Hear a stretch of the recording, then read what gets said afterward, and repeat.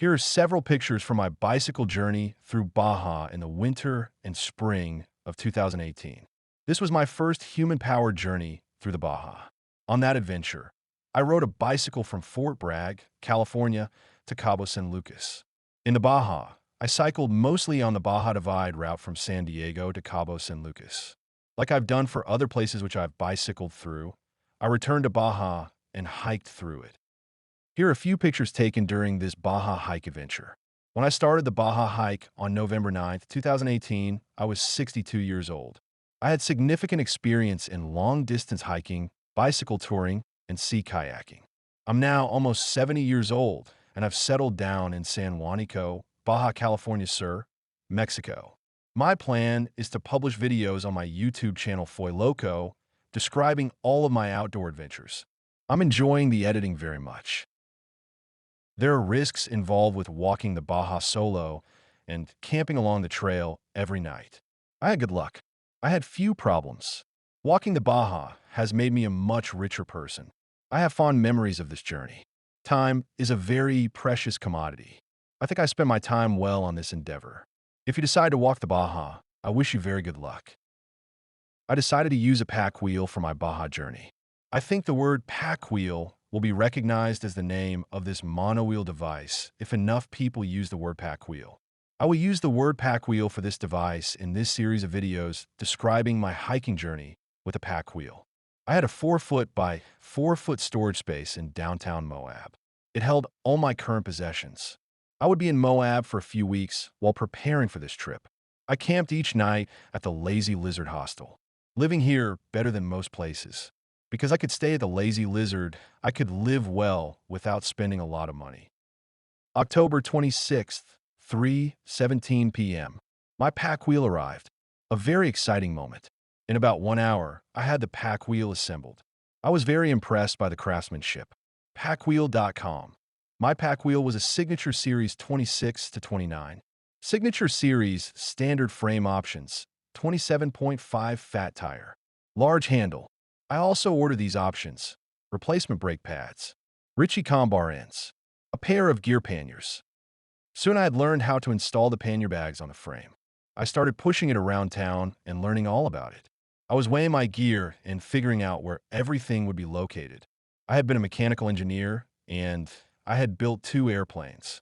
I felt I had a good understanding of this pack wheel. Why was I hiking when I could ride a bike? I would say a bike is a lot better than a car. But I think hiking is better than biking. I've done a lot of long-distance hiking. I just love that way of traveling. It's about slowing down and savoring the journey. I don't want to go faster and end the journey sooner. Why use a pack wheel instead of backpack? The main reason is that on the back roads in Baja, there are several sections where I would need to carry water for 4 days. I need 7 liters per day in the Baja winter months. So I would need to start a section carrying 28 liters of water. That's 28 kilograms or 61.6 pounds of water. That weight is not practical for a backpack. Using a backpack, I would need to have water hidden along the route or arranged to be met at a location by someone with water. No worries with a pack wheel. I can push it with a 100-pound load. Other benefits of not having a backpack.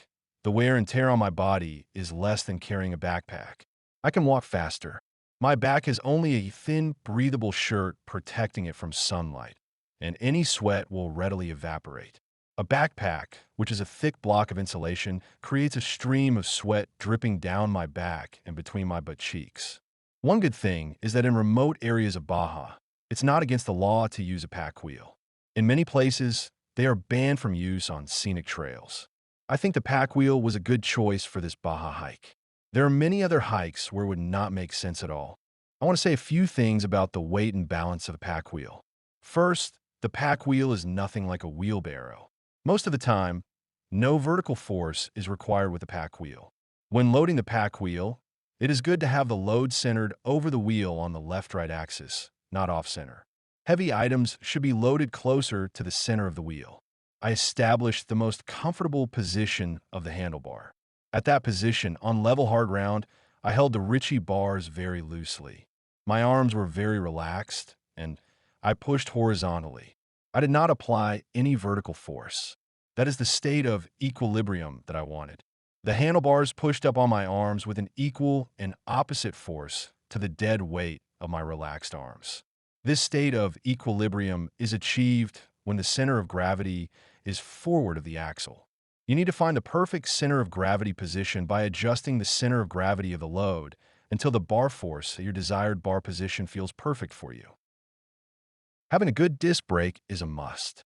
Having a large tire outside diameter is a very good thing. Having a fat tire is very good for sand. I welcome you to ask me questions using the comments. On November 7th, I decided I was ready enough to depart. On November 8th, I hitchhiked to Green River, Utah. Then I took a Greyhound bus to Los Angeles and another to San Diego. I arrived at the San Diego bus station on November 9th at 2 p.m. That is where my Baja hike started. I'll be working hard to get Hiking the Baja, Ep.2, San Diego to Tecate published soon. Thank you for watching this episode. If you like this content, please like and subscribe. I welcome you to comment.